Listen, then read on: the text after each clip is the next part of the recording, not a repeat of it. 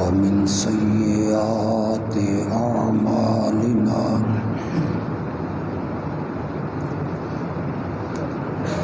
من يهده الله فلا مضل له ومن يضلله فلا هادي له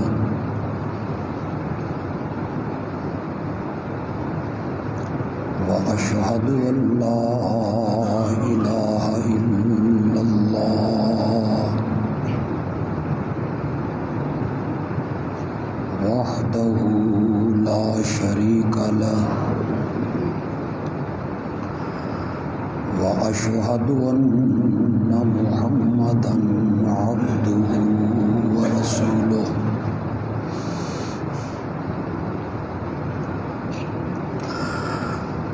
أما بعد فأعوذ بالله من الشيطان الرجيم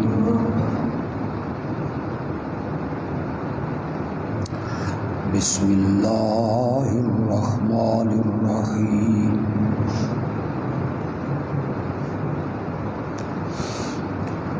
لقد رضي الله عن المؤمنين إذ يبايعونك تحت الشجرة فعلم ما في قلوبهم فأنزل السكينة عليهم وأصابهم فتحا قريبا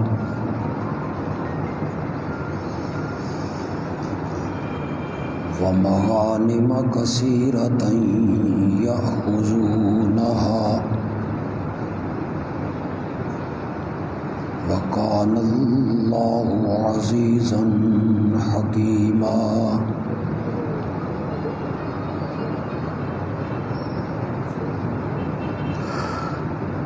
یقیناً اللہ راضی ہو گیا مومنوں سے جب وہ آپ سے بیعت کر رہے تھے ایک درخت کے نیچے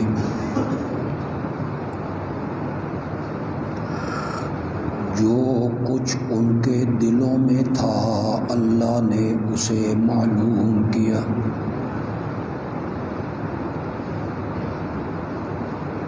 پھر اللہ نے ان مومنوں پہ تسکین اتاری اور انہیں بدلے میں دی قریبی فتح اور بہت ساری غنیمتیں جنہیں وہ حاصل کریں گے اور اللہ ہے غالب و حکمتوں والا اللہم صلی علی محمد وعلی آل محمد کما صلیت علی ابراہیم وعلی آل ابراہیم انک حمید مجید اللہم بارک علی محمد وعلی آل محمد کما بارکت علی ابراہیم وعلی آل ابراہیم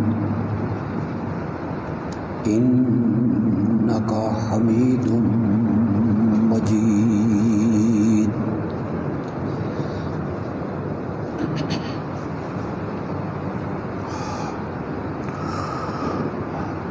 پچھلے خطبے میں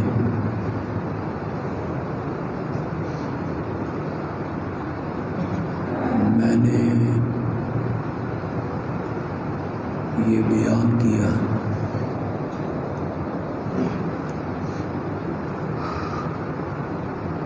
خلیفہ سوم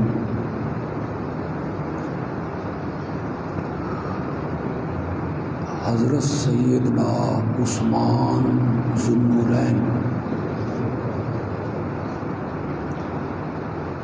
رضی اللہ تعالی عنہ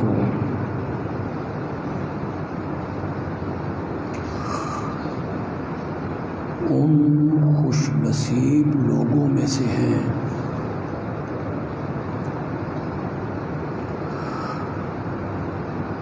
جنہوں نے ابتدائی مرحلہ میں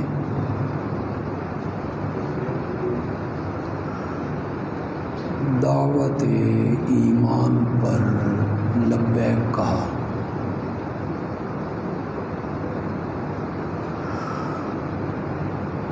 حضرت سیدنا صدیق اکبر رضی اللہ تعالی عنہ کی تحریک پر حضرت سیدنا عثمان رضی اللہ تعالی عنہ ایمان لائے اور ایمان کے قبول کرنے میں ان کا 5واں یا 6واں نمبر ہے۔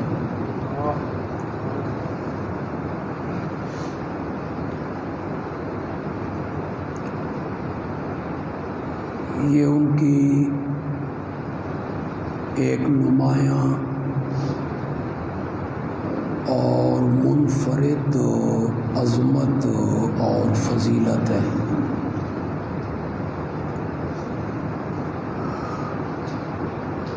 انہیں یہ مقام بھی حاصل ہے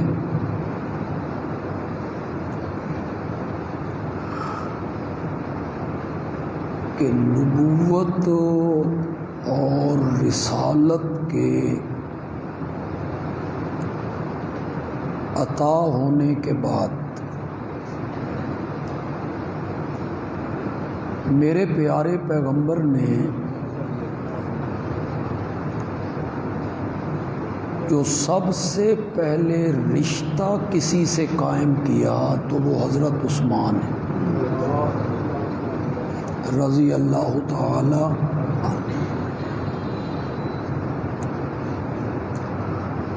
نبوت کے ملنے سے پہلے آپ نے 2 رشتے کیے، ایک اپنا نکاح حضرت سیدہ خدیجہ رضی اللہ تعالی عنہا سے، اور ایک اپنی بڑی بیٹی سیدہ زینب رضی اللہ تعالی عنہا۔ یہ 2 رشتے آپ نے نبوت کے ملنے سے پہلے کیے۔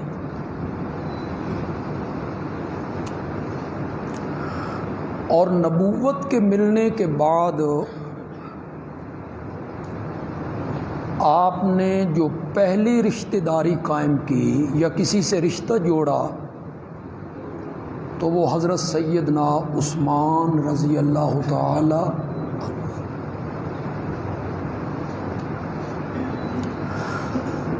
نبوت کے ملنے سے پہلے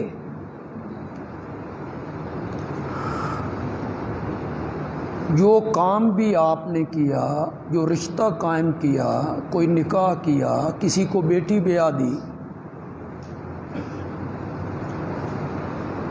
وہ رشتہ آپ نے محمد ابن عبداللہ کی حیثیت سے کی، اپنی مرضی سے کی۔ اور نبوت کے ملنے کے بعد جو رشتہ آپ نے کسی سے قائم کیا وہ محمد ابن عبداللہ کی حیثیت سے نہیں، محمد الرسول اللہ کی حیثیت سے صلی اللہ علیہ وسلم۔ اس وقت آپ ہر قدم اللہ کے حکم سے اٹھا رہے ہیں، ہر رشتہ اللہ کے امر سے کر رہے ہیں، سب سے پہلا رشتہ آپ نے نبوت کے ملنے کے بعد جس شخصیت سے جوڑا تھا، قائم کیا تھا، ان کا نام ہے حضرت سیدنا عثمان رضی اللہ تعالی۔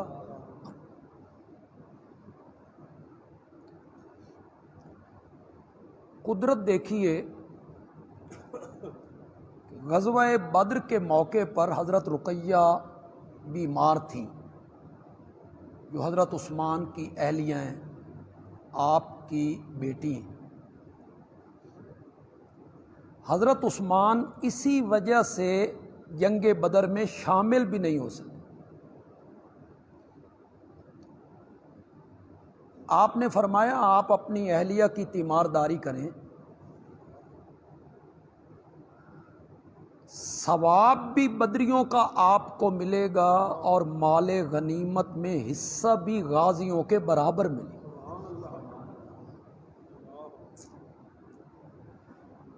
جس دن بدر کی فتح کی خوشخبری لے کر جس وقت وہ شخص مدینے میں داخل ہو رہا ہے، عین اسی ٹائم حضرت رقیہ کی تدفین کی جائے، ان کا انتقال ہو گیا اور ان کو دفن کیا جائے۔ یہ جو داماد اور سسر کے مابین ایک رشتہ ہے، بڑا نازک، بڑا محبت بھرا، کہتے ہیں کہ داماد بیٹوں سے بھی زیادہ پیارے، یہ بندے دے پتر ہون تھے تو پھر وہ بیٹوں سے بھی زیادہ پیارے۔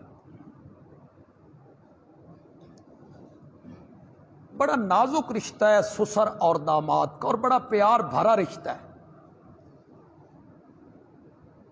پھر ایک رشتہ جو نبوت سے جڑا، اچانک وہ رشتہ کٹ گیا، ٹوٹ گیا، اہلیہ کا انتقال ہو گیا، افسردگی، پریشانی، غم لازم تھا۔ حضرت عثمان پریشان رہنے لگے، غمزدہ رہنے لگے کہ وہ جو نبوت کے ساتھ ایک رشتہ تھا وہ کٹ گیا ہے، ٹوٹ گیا ہے۔ تو آپ نے اس پریشانی کو دیکھ کے فرمایا عثمان، یہ جبریل کھڑے ہیں اور یہ مجھے رب کا پیغام پہنچا رہے ہیں کہ میں دوسری بیٹی ام کلثوم بھی تیرے نکاح میں۔ آپ نے اپنی دوسری بیٹی سیدہ ام کلثوم کا نکاح بھی سیدنا عثمان سے کر رضی اللہ تعالی عنہ۔ میں چونکہ اہل سنت کا نمائندہ ہوں، ہم نے اہل سنت کی بات کرنی۔ اہل سنت کے تمام علماء 14.5-15 صدیوں پر مشتمل ہیں، شافعیوں، حنبلیوں، مالکیوں، حنفیوں، ماترید، جو بھی ہیں، سب علماء کا اس بات پر اتفاق ہے کہ میرے پیارے پیغمبر کی بیٹیوں کی تعداد 4 ہے۔ یہ اہل سنت کا نظریہ میں آپ کے سامنے رکھ رہا ہوں کہ آپ کی بیٹیاں 4 ہیں۔ سب سے بڑی سیدہ زینب ہے، پھر حضرت رقیہ ہیں، پھر سیدہ ام کلثوم، پھر سیدہ فاطمہ۔ اس میں تھوڑا سا اختلاف ہے کہ ام کلثوم چھوٹی ہیں یا حضرت فاطمہ چھوٹی۔ کچھ علماء نے ام کلثوم کو سب سے چھوٹی بیٹی گردانا ہے، واللہ عالم بالصواب، اس میں لڑنے جھگڑنے کی کیا بات۔ یہ 4 بیٹیاں آپ کی، اس پر اہل سنت کے پورے علماء کیا ہیں؟ اس پر قرآن کی نص بھی ہے، کوئی تاریخ کا حوالہ نہیں، حدیث کا حوالہ نہیں، قرآن کی نص اس پر موجود ہے۔ یا ایھا النبی قل لازواجک و بناتک و نساء المؤمنین یدنین علیہن من جلابیبہن، میرے پیارے پیغمبر اپنی بیویوں سے کہہ دے، ازواج و بناتک، اور اپنی بیٹی کو کہہ دے۔ بنات واحد کا صیغہ ہے یا جمع کا صیغہ ہے؟ بنت واحد ہے، بنت، اور جمع کا اطلاق کم از کم کتنے افراد پر ہوتا ہے؟ 3 پر۔ 3 سے کم پر جمع کا اطلاق نہیں ہوتا، 3 سے زیادہ اس کی کوئی قید نہیں۔ کم از کم جمع کا اطلاق کتنے پر ہوتا ہے؟ 3 پر۔ نص ہے کہ کم از کم نبی پاک کی بیٹیاں 3 تو تھی نا، ایک کی تو نفی ہو گئی۔ کل ازواجک و بناتک، اپنی بیویوں سے بھی کہے اور اپنی بیٹیوں سے بھی کہیے۔ لوگ کہتے ہیں پیغمبر جو ہوتا ہے وہ قوم کا باپ ہوتا ہے، یہاں بیٹیوں سے مراد مومن عورتیں ہیں کہ وہ ساری اس پیغمبر کی روحانی بیٹیاں ہیں۔ جیسے حضرت لوط علیہ السلام نے ان بدماشوں سے کہا تھا ہؤلاء بناتی، یہ میری بیٹیاں ہیں، ان سے نکاح کر لو، غیر فطرتی عمل کیوں کرتے ہو؟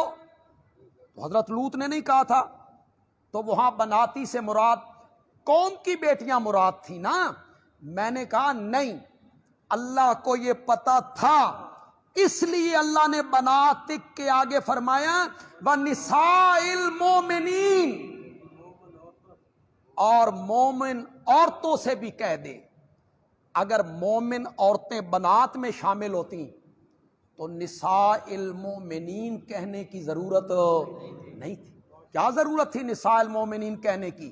بنات کو الگ ذکر کیا اور مومن عورتوں کو الگ ذکر کیا۔ واضح یہ کیا کہ نبی پاک کی بیٹی ایک نہیں، کم از کم کتنی ہیں؟ 3 ہیں، کہ وہاں جمع کا اطلاق ہو رہا ہے۔ یہ قرآن کی نص ہے، اور ہم اہل سنت، ہمارے ہاں حدیث کی جو کتابیں ہیں اسے کہتے ہیں سیاہ 6، 6 صحیح کتابیں، اور ہمارے فریق مخالف کے ہاں جو کتابیں ہیں اس کو کہتے ہیں سیاہ 4 4 جو صحیح کتابیں، ان کے ہاں 4 اور ہمارے ہاں 6۔ ہمارے ہاں جو سب سے معتبر کتاب سمجھی جاتی ہے وہ بخاری ہے، اور یہ کوئی ضروری نہیں کہ بخاری کی ہر حدیث ہی صحیح ہو، اس پر بھی جرح ہو سکتی، لیکن دوسری کتابوں کی نسبت بخاری زیادہ معتمد ہے، زیادہ قابل اعتماد، کہ اسے امام بخاری نے بیت اللہ میں لکھا۔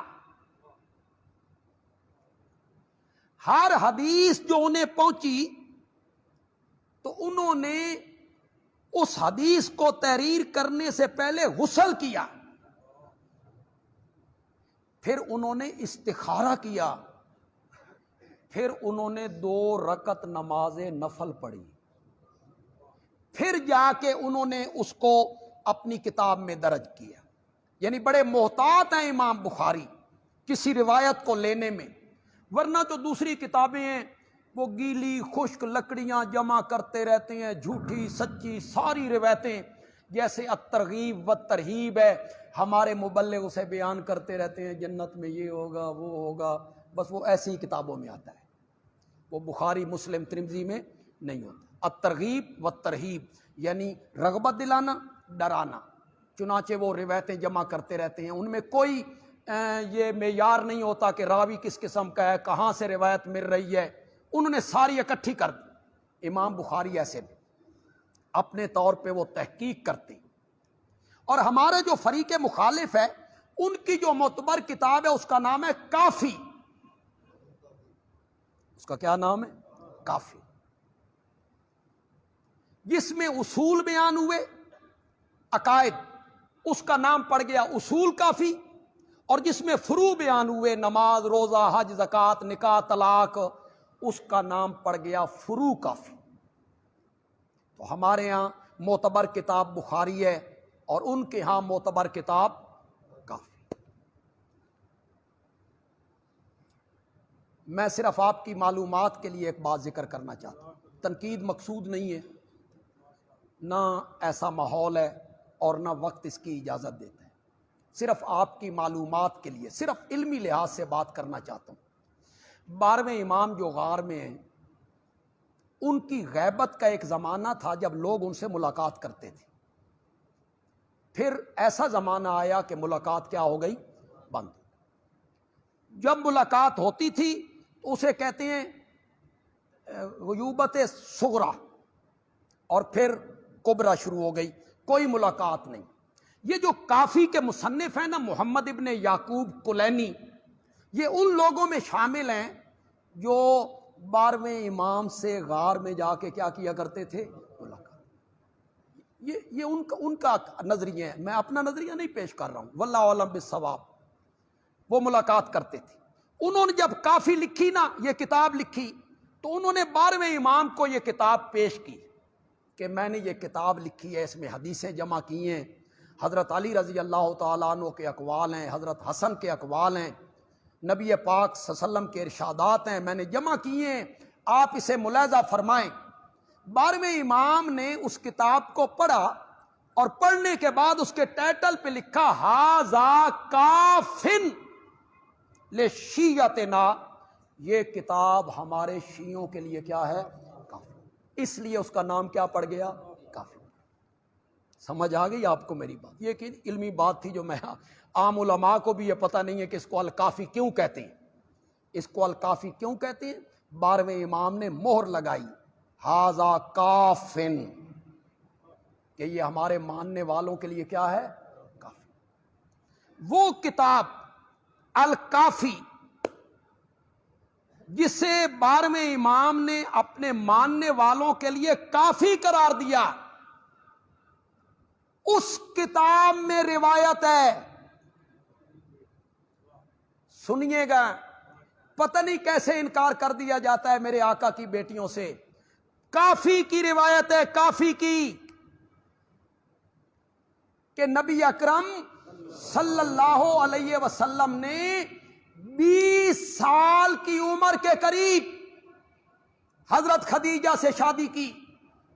جب آپ کی عمر 20 سال کے آس پاس تھی تو آپ نے حضرت خدیجہ سے شادی کی، اور نبوت کے ملنے سے پہلے خدیجہ کے بطن سے آپ کا ایک بیٹا ہوا قاسم، اور آپ کی ایک بیٹی ہوئی زینب، اور نبوت کے ملنے کے بعد آپ کی 3 بیٹیاں ہوئیں جن کا نام رقیہ، ام کلثوم اور فاطمہ ہے. رہے گا حوالہ یاد کہ کوئی نہیں رہے گا؟ کس کتاب میں؟ کافی.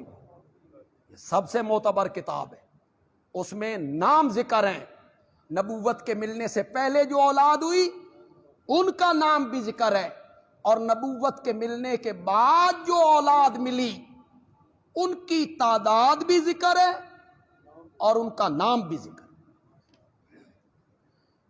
تو آپ کی بیٹیوں کی تعداد کتنی ہے؟ پکا لو، 4 بیٹیاں ہیں آپ کی. یہ انکار کیوں کیا جاتا ہے کہ نہیں آپ کی صرف ایک بیٹی ہے، آپ کی کوئی بیٹیاں نہیں؟ یہ صرف اس لیے انکار کیا جاتا ہے کہ بنیاد ہی کا انکار کر دو، نہ بیٹیاں مننا گے نہ حضرت عثمان کو دوہرا داماد مان. اس لیے اس پر بھی ہاتھ آپ نے صاف کر دیا. حضرت عثمان کی عظمت کو گھٹانے کے لیے، اس پہ پردہ ڈالنے کے لیے میرے آقا نے دوسری بیٹی ام کلثوم کا نکاح حضرت سیدنا عثمان رضی اللہ تعالی عنہا سے کیا۔ علماء نے لکھا کہ اس نیلی چھت کے نیچے اور اس دھرتی پر پوری کائنات میں حضرت عثمان کا ثانی کوئی نہیں، کوئی فرد ایسا آج تک نہیں آیا جس کے نکاح میں ایک نبی کی 2 بیٹیاں ہوں۔ وہ صرف کون ہے؟ مفروضے گھڑنے، روایات گھڑنی، موضوع فضائل بیان کرنے جن کا سر نہ پیر، یہ آسان ہوتا ہے۔ غالباً ملا علی قاری نے لکھا کہ حضرت سیدنا علی رضی اللہ تعالیٰ عنہ اور ان کے خاندان کے متعلق 3 لاکھ حدیثیں گھڑی گئیں۔ سن رہے ہو کہ کوئی نہیں سن رہے ہو؟ کتنی؟ 3 لاکھ حدیثیں گھڑی گئیں۔ پھر رشتے پر بنیاد رکھتے ہو نا، نسب پر، حسب پر، رشتے پر۔ فضیلت کی بنیاد رشتے پر رکھتے ہو، نسب پہ رکھتے ہو؟ نہیں ہو لوگو۔ اسلام نے، میرے دین نے فضیلت کا معیار حسب، نسب، رشتہ داری کو قرار نہیں دیا، فضیلت کا معیار تقوی کو قرار دیا ہے۔ قرآن اٹھاؤ، قرآن اٹھاؤ۔ ہم نے جو تمہاری قومیں بنائی ہیں، قبیلے بنائے ہیں، صرف اس لیے بنائے ہیں کہ آپس میں تعارف ہوتا رہے، ورنہ ان اکرمکم، تم میں سب سے زیادہ معزز، عند اللہ، اللہ کی نگاہوں میں، اتقاکم، کون ہے؟ کس نے کہا ہے؟ حسب، نسب، فضیلت کا معیار نہیں ہے، برادری، قومیت نہیں۔ شریعت نے کہا فضیلت کا معیار تقوی ہے۔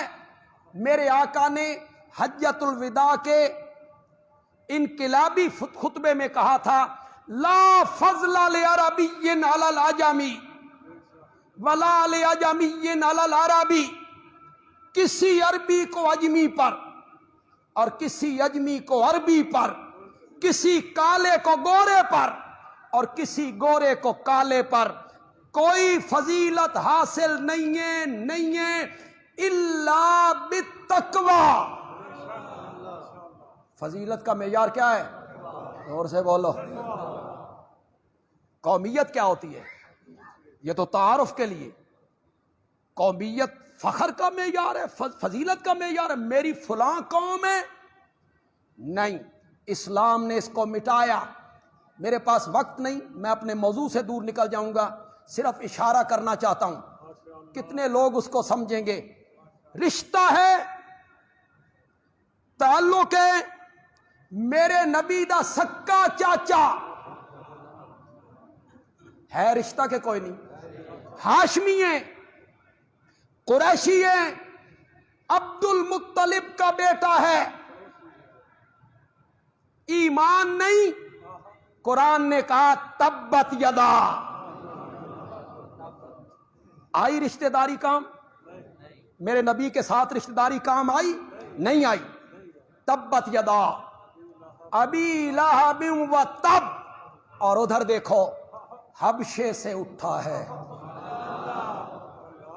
حسب کوئی نہیں، نسب کوئی نہیں، برادری کوئی نہیں، قومیت کا پتہ کوئی نہیں، مال کوئی نہیں، دولت کوئی نہیں، شکل و صورت اچھی نہیں، چلتا زمین پر ہے، قدموں کی آہٹ جنت میں سنائی دیا۔ فضیلت کا معیار قومیت نہیں ہے۔ مت اپنی قوموں پہ فخر کیا کرو۔ فضیلت کا معیار کیا ہے؟ تقوی، اللہ کا خوف۔ گناہ چھوڑ دے بندہ، نیکیوں کی طرف راغب ہو، اللہ کے احکام کو مانے، اللہ کی نافرمانیوں سے بچے، چاہے اس کی قوم کوئی ہو۔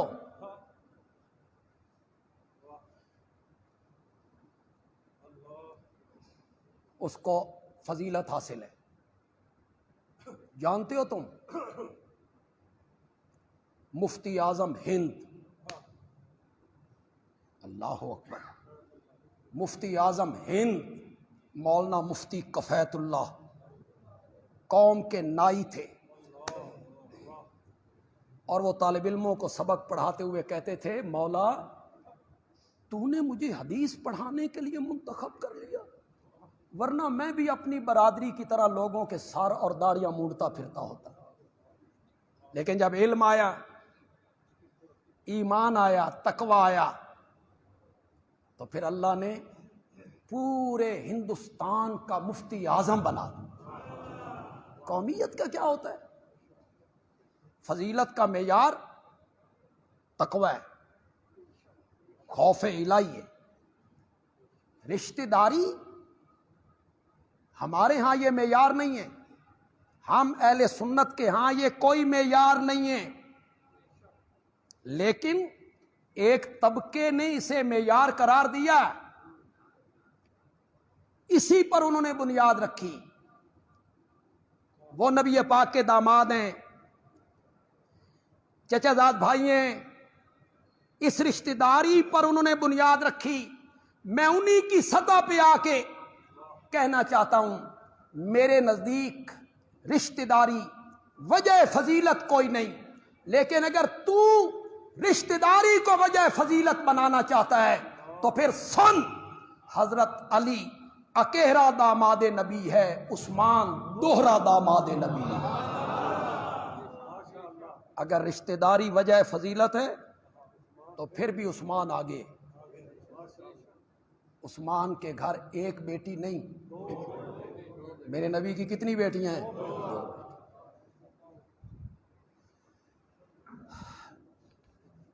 اس لیے ان کا نام کیا پڑ گیا؟ ذوالنورین. عثمان ذوالنورین، دو نور ان کے گھر میں جمع ہیں. ایک سیدہ رقیہ اور ایک سیدہ ام کلثوم. قدرت اللہ کی دیکھیے، حضرت ام کلثوم کا بھی انتقال ہو گیا، وہ بھی دنیا سے چلی.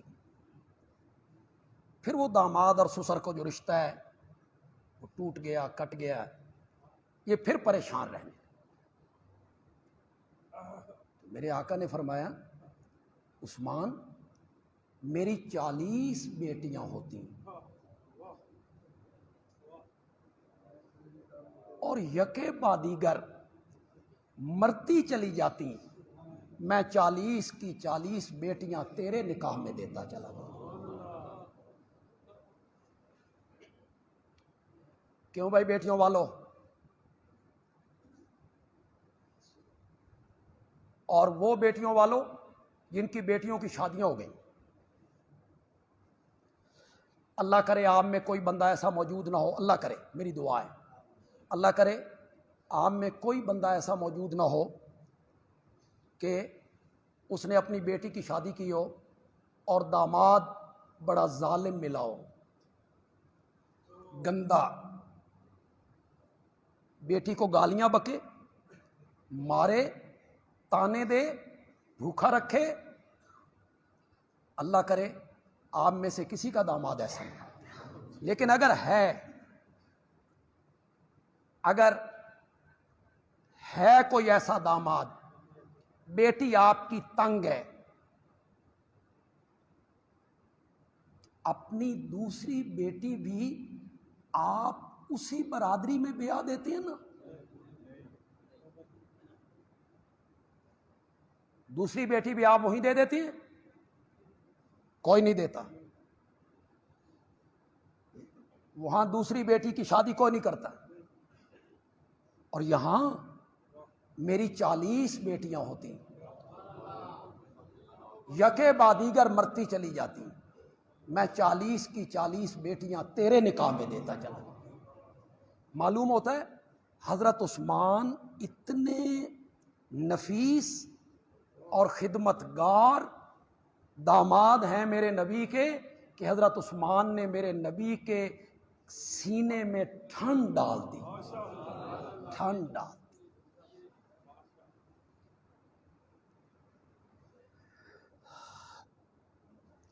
یہ جو ذوالنورین کی ایک وجہ میں نے بیان کی،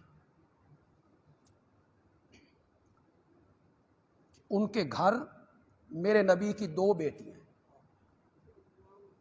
اس وجہ سے ان کو ذوالنورین کہتے ہیں۔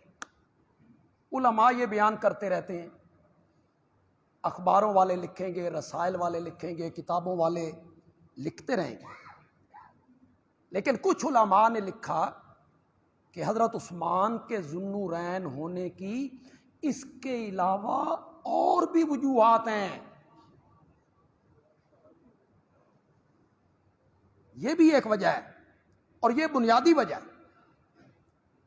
اصل وجہ یہی ہے، ان کے گھر، ان کے نکاح میں نبی پاک کی کیا ہیں؟ اصل وجہ یہی ہے۔ اس کے علاوہ بھی وجوہات ہیں، ان میں سے ایک وجہ یہ ہے کہ اللہ نے حضرت عثمان کو 2 ہجرتیں کرنے کا شرف عطا فرمایا ہے۔ انہوں نے 1 ہجرت نہیں کی، انہیں کتنی ہجرتیں کی ہیں؟ پہلی ہجرت حبشہ، یہ 5 نبوی میں ہوئی، جب کچھ لوگ مصائب سے تنگ آ کے حبشے کی طرف چلے۔ پھر حضرت عثمان حبشے سے واپس آئے مکے، اور دوسری ہجرت آپ نے کی مکے سے مدینے۔ ذو ہجرتین، 1 ہجرت مکے سے حبشے کی طرف اور 1 ہجرت مکے سے مدینے کی۔ اس وجہ سے بھی ان کو کیا کہتے ہیں؟ ذوالنورین کہتے ہیں۔ ایک وجہ ذوالنورین ہونے کی یہ ہے کہ وہ نجیب الطرفین ہیں۔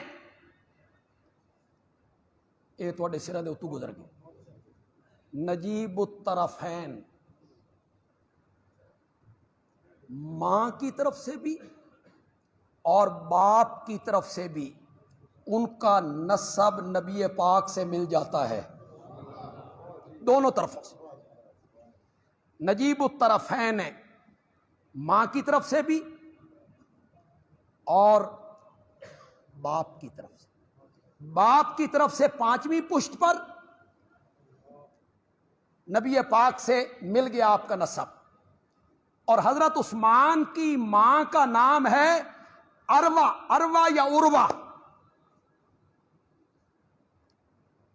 اور ان کی نانی کا نام ہے ام حکیم البیضاء۔ یہ جو حضرت عثمان کی نانی ہے نا، ام حکیم البیضاء، یہ میرے نبی کی سکی پھوپھی ہیں، اور پھوپھی بھی ایسی جو نبی پاک کے والد محترم حضرت عبداللہ کے ساتھ جڑواں پیدا ہوئی،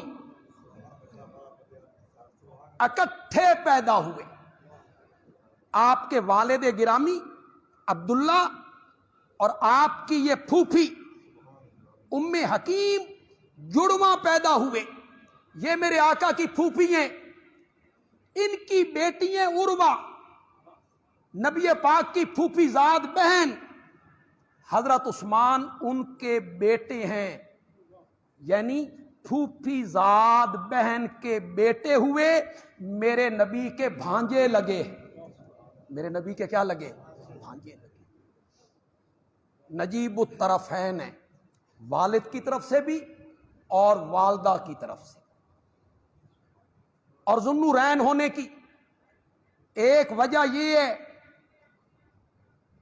اور یہ بھی بڑی بنیادی وجہ ہے، اس پر آپ ذرا توجہ کریں گے۔ حضرت عثمان کے ذوالنورین ہونے کی ایک وجہ یہ ہے، اللہ نے ان کی ذات میں 2 نور جمع کیے تھے، ایک سخاوت کا نور اور دوسرا شہادت کا نور۔ اللہ نے 2 نور جمع کیے ان میں، ایک سخاوت کا نور، شہادت کا نور، سخاوت، سیدنا عثمان کا جواب ہی کوئی نہیں رضی اللہ تعالی۔ دیکھیں آپ میں جو پڑھے لکھے لوگ ہیں، قرآن جب جہاد کا ذکر کرتا ہے تو صرف جہاد نفس کا ذکر کرتا ہے، جانی جہاد، صرف جانی جہاد کا ذکر، میدان میں آنا اور مال کے ذریعے جہاد کرنا، یہ جو جہاد بالمال ہے نا، اس میں حضرت عثمان کا جواب ہی کوئی نہیں، جواب ہی کوئی۔ غزوہ تبوک کے موقع پر صحابہ نے اصرار کیا، آج مفروضے قائم کرتے ہو،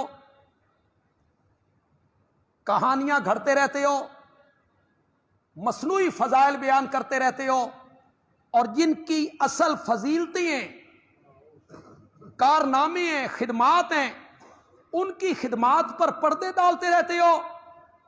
غزوہ تبوک کے موقع پر میرے آقا نے چندے کی اپیل کر دی، اپنی اپنی طاقت کے مطابق چندہ دو۔ حضرت عمر آدھے گھر کا مال لائے، اور سن رہے ہو کہ بالکل سم بکم نمیون ہو گئے ہو، کتنا مال، کتنا۔ اپنے گھروں کا جائزہ لو نا، ذرا لو نا اپنے گھروں کا جائزہ، پھر اس کا نصف و نصف کرو نا، تمہیں پتہ چلے کہ آدھا مال اپنے آدھے گھر کو اٹھا کے دینا آسان ہوتا ہے؟ آدھے گھر کا مال لائے اور کہنے لگے ابو بکر ہر بار پہلا نمبر لے جاتا ہے۔ آج دیکھتا ہوں نا ابو بکر آگے کیسے نکلتا ہے۔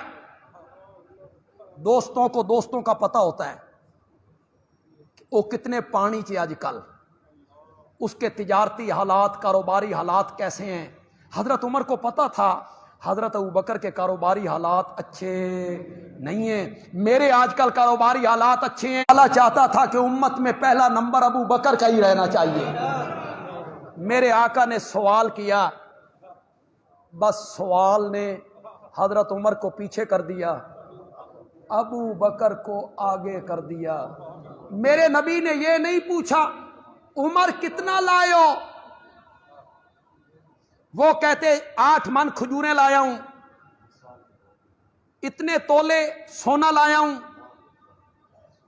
چاندی لایا ہوں، درم لایا ہوں، اتنے کپڑے لایا ہوں، یہ نہیں پوچھا۔ میرے نبی نے فرمایا عمر گھر والوں کے لیے کیا چھوڑ کے آئے ہو، گھر والوں کے لیے کیا چھوڑ کے آئے ہو؟ کہ یا رسول اللہ آدھا مال گھر والوں کے لیے، آدھا آپ کے لیے۔ میرے آقا نے پوچھا ابو بکر ہو تم گھر والوں کے لیے کیا چھوڑ کے آئے ہو؟ کہا مال منگے ہوئے یار۔ اور ابو بکر گھر چھوڑ کے آئے، جھاڑو دیکھ کے سب کچھ سمیٹ کے نبوت کی خدمت میں لے کے آ گیا۔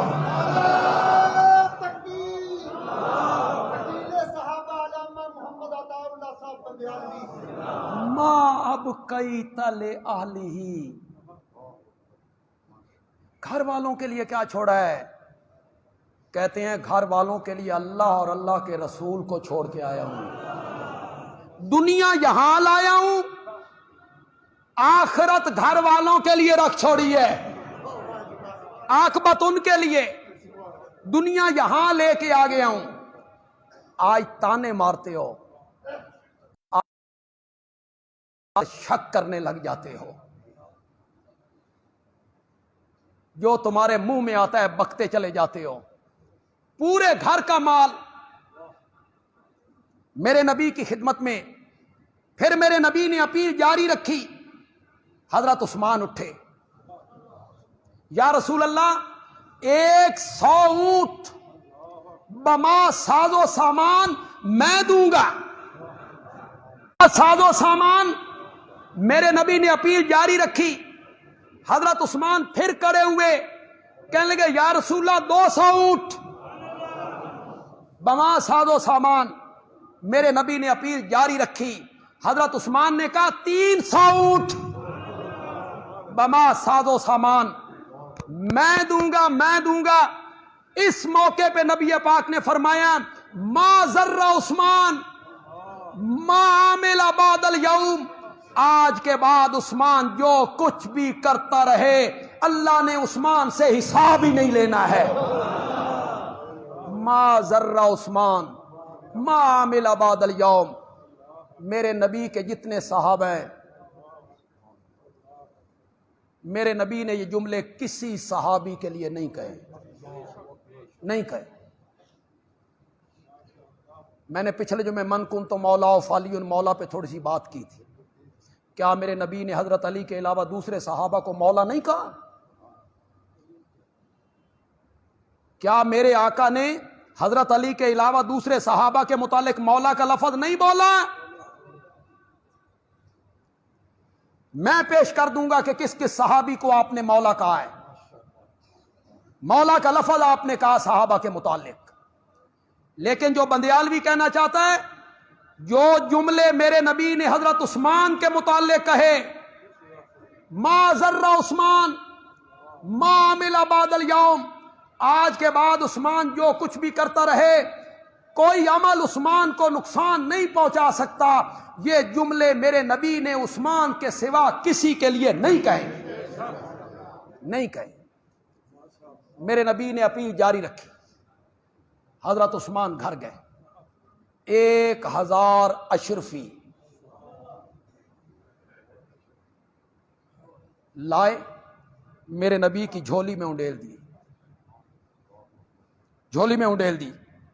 حدیث میں آتا ہے آپ جھولی کو اوپر نیچے کر رہے ہیں، اشرفیاں آپس میں بجتی ہیں، ان میں آواز پیدا ہوتا ہے، وہ آپس میں بج رہی ہیں اور میرے نبی کہہ رہے ہیں مولا میں عثمان سے راضی ہو گیا، مولا میں عثمان سے راضی ہو گیا، تو بھی عثمان سے راضی ہو جا. میں عثمان سے راضی ہو گیا، تو بھی عثمان سے راضی ہو جا. اور جس کو نبوت نے اپنی رضا کی سند دی ہو،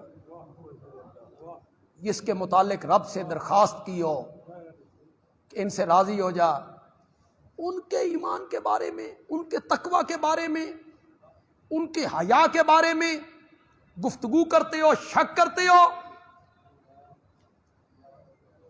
غزوہ تبوک ہے، ریتلا علاقہ ہے، گرمی کا موسم ہے، زاد راہ ختم ہو گیا. جب زاد راہ ختم ہو گیا صحابہ نے نبی پاک سے کہا یا رسول اللہ کھجوریں بھی کوئی نہیں، پانی بھی کوئی نہیں. اتنے میں دیکھا کہ ایک قافلہ آ رہا ہے، اونٹ آ رہے ہیں. قریب آئے، ان پہ سامان لدا ہوا تھا، کھانے کا، پینے کا، کھجوریں تھیں، زیتون تھا، ہر چیز تھی. کس نے بھیجا ہے؟ عثمان نے بھیجا ہے. عثمان نے بھیجا ہے. میرے نبی پھر خوش ہوئے، میرے نبی نے پھر دعائیں دیں. غزوہ تبوک کے موقع پر حضرت عثمان کا یہ ایثار ہے، یہ سخاوت ہے. میں وہ بات بیان کروں، آپ سب کو پتہ ہے، بچے بچے کو یہ بات پتہ ہے. وہ جو کنواں تھا یہودی کے قبضے میں تھا، وہ پانی بیچتا تھا، مسلمانوں کو تنگ کرتا تھا. میرے نبی نے چندے کی اپیل کی کہ اس کو خریدیں، آدھا حصہ خرید لیں، وقف کریں، مسلمانوں کی تکلیف ختم ہو. آپ نے فرمایا کون اس کنویں کو خرید کے وقف کرے گا؟ اس کا پانی وقف کرے، اپنا حصہ اتنا ہی رکھے جتنا عام مومن کا حصہ ہے. جو وقف کرے گا محمد اس کو جنت کی ضمانت دیتا ہے. کون اٹھا تھا؟ زور سے بولو، زور سے بولو. آج تم مصنوعی فضائل کے تانے بانے بنتے رہتے ہو. کون اٹھا تھا؟ 12,000 درہم میں خریدا اور منہ بولی قیمت دی. میرے آقا نے فرمایا جس دن مسلمانوں کا باری ہو نا، ایک دن مسلمانوں کی باری، ایک دن یہودی کی باری، جس دن ہماری باری ہوگی سب پانی مفت بھرے، غیر مسلم بھی بھریں۔ اب سارے لوگ تو اس دن پانی بھر لیتے، یہودی مکھیاں مارتا، وہ آیا، وہ کہنے لگا آپ باقی کا حصہ بھی خریدیں۔ کہ کتنے کا؟ کہ 8,000 درہم کا۔ میرے نبی نے پھر اعلان کیا، عثمان پھر کھڑے ہو گئے، وقف کر دی۔ پتہ نہیں آپ عمرے پہ گئے، آپ نے وہ کنواں دیکھا یا نہیں دیکھا؟ یہ زمانے میں گیا تھا، اس زمانے میں وہ جگہ جانے دیتے تھے لوگ، اب وہاں سرکاری دفتر بن گئے، اب وہاں داخلہ ممنوع ہو گیا ہے۔ لیکن ممنوع داخلے کے بعد بھی میں ایک دفعہ وہاں گیا ہوں، بالکل میں اس کنویں کی منڈیر پہ گیا ہوں، اسی حالت میں ہے وہ کنواں جو حضرت عثمان نے خرید کے وقف کیا تھا، اور میرے نبی نے جنت کی کیا دی تھی؟ ضمانت دی۔ تو حضرت عثمان میں اللہ نے 2 نور جمع کیے، ایک سخاوت کا نور جمع کر دیا، ایک شہادت کا نور جمع کر دیا۔ اللہ نے سخاوت کا نور بھی عطا کیا، اور اللہ نے حضرت عثمان کو شہادت کا نور بھی عطا کیا، شہادت کا مرتبہ بھی اللہ نے آپ کو عطا کیا۔ 40 دن اس کنویں سے پانی نہیں پینے دیا گیا۔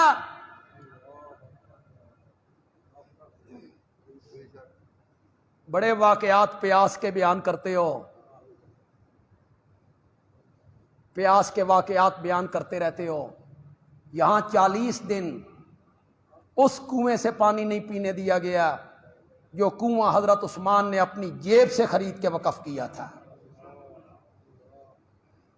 40 دن ان پر ظلم ہوا، ان کا پانی بند کیا گیا۔ آپ کہیں گے صحابہ موجود تھے، حضرت علی موجود تھے، دوسرے صحابہ موجود تھے، حسنین کریمین تھے، پھر یہ کیسے ہو گیا؟ یہ ایسے ہو گیا کہ حضرت علی نے اجازت طلب کی، حسنین کریمین نے اجازت طلب کی، حضرت ابو ہریرہ آئے، اجازت طلب کی، عثمان اجازت دے دو، چند منٹوں میں تتر بتر کر دیتے ہیں سب کو، اور حضرت عثمان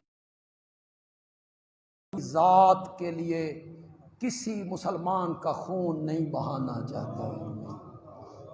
میں اپنی ذات کے لیے کسی مسلمان کا خون ہو، میری وجہ سے لڑائی ہو، میری وجہ سے کوئی شہید ہو، میری وجہ سے کوئی زخمی ہو، میں اپنی ذات کے لیے مدینے کی گلیوں میں جہاں میرے نبی کے قدم مبارک لگا کرتے تھے، میں اپنی ذات کے لیے کسی کا خون ہو۔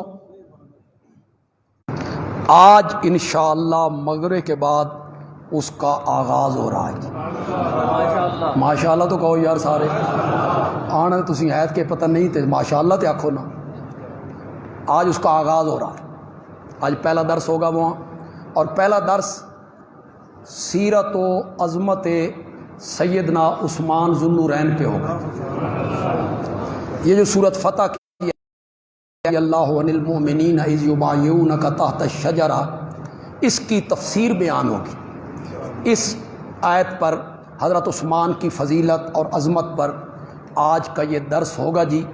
آپ تمام حضرات جتنے لوگ ہیں انشاءاللہ آپ مغرب وہاں پڑھیں، لیٹ نہ ہوں تو ہم عشاء اپنے وقت پہ پڑھ لیں، لیٹ ہم نہ ہوں، ہم عشاء اپنے وقت پہ پڑھ لیں، لیکن 1 گھنٹہ آج درس قرآن کے لیے اور حضرت عثمان کی عظمت کو سننے کے لیے آپ نے وقف کرنا ہے جی۔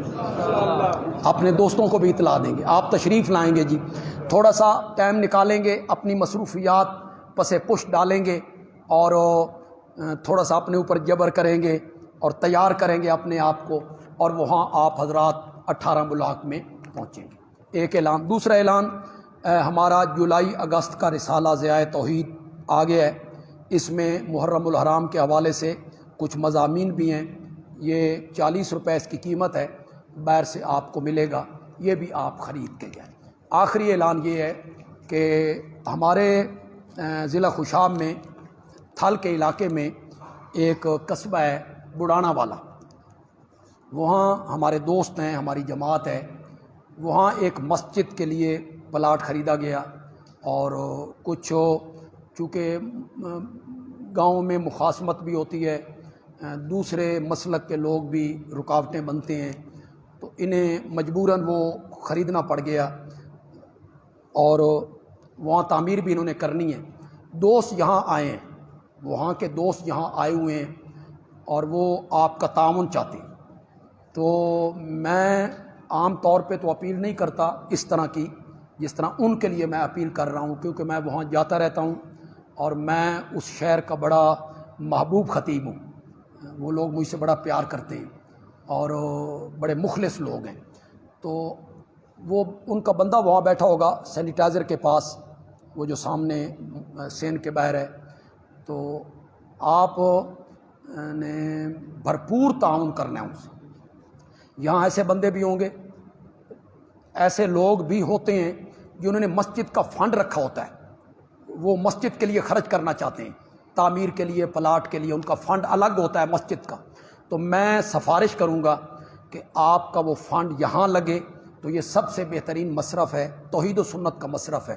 تو جو لوگ مسجد کا فنڈ لگانا چاہتے ہیں وہ بھی ان کے ساتھ تعاون کریں, اور حضرات جو مسجد کے لیے خرچ کرنا چاہتے ہیں, جو اللہ کی رضا کے لیے مسجد بناتا ہے, اللہ اس کے لیے جنت میں عالی شان محل بنائے. تو مجھے شرمندہ آپ نے نہیں کرنا, بس اتنی میں گزارش آپ سے کر رہا ہوں, مجھے شرمندہ آپ نے نہیں کرنا. بھرپور طریقے سے ان کے ساتھ آپ نے جمعے کے بعد تعاون کر کے جانا ہے. وما علینا الا البلاغ.